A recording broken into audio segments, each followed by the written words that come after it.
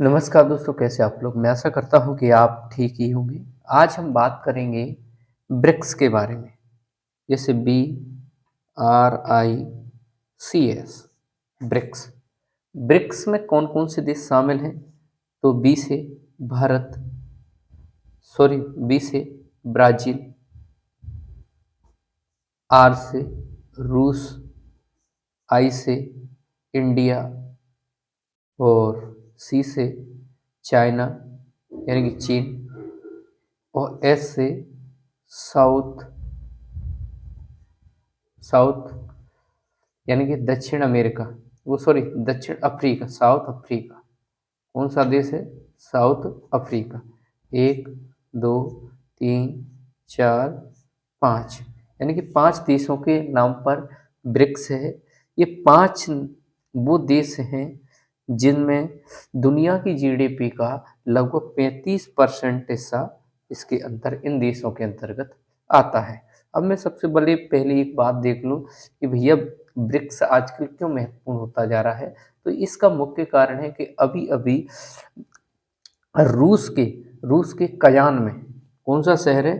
रूस के कजान में ब्रिक्स की एक बैठक हुई, जिसमें भारत के प्राइम मिनिस्टर माननीय श्री नरेंद्र मोदी जी गए थे।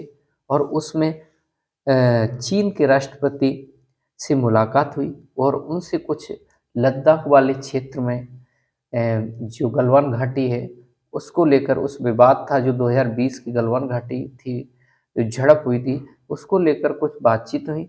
इसलिए बहुत ही महत्वपूर्ण हो जाता है ब्रिक्स।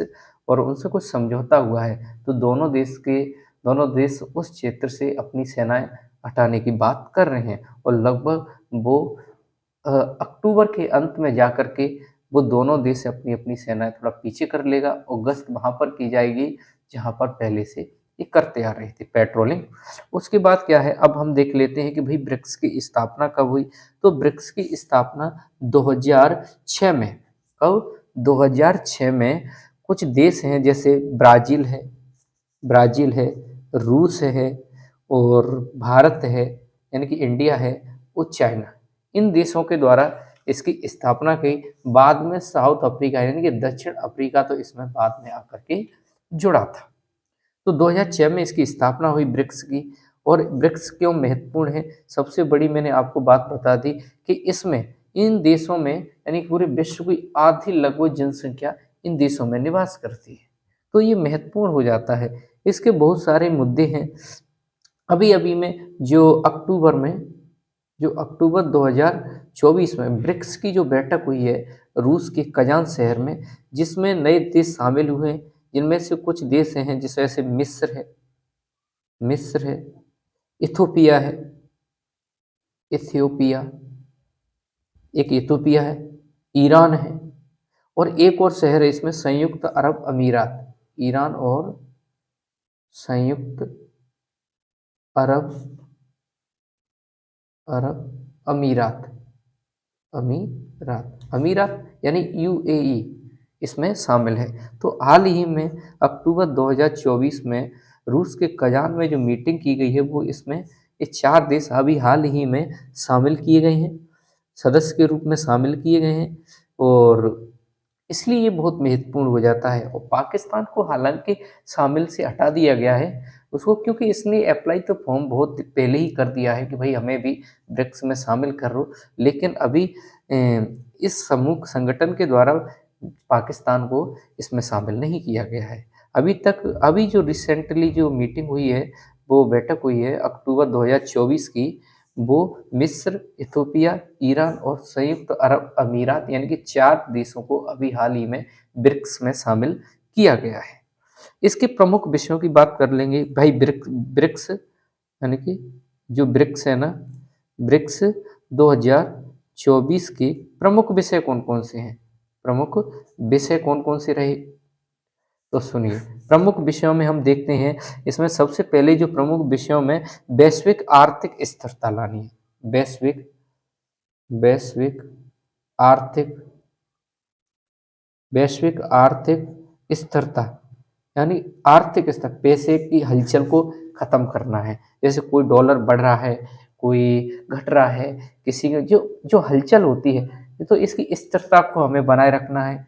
ये 24 का एक तो ये मुद्दा था, दूसरा विषय था, दूसरा है विकास का विषय था। भाई विकास पर इन्होंने चर्चा की कि किस प्रकार से हमें डेवलपमेंट करना है। उसी के साथ में इन्होंने एक और चीज़ की थी क्या, संयुक्त अनुसंधान, यानी कि इन्होंने एक चीज़ और दी इसमें, संयुक्त अनुसंधान।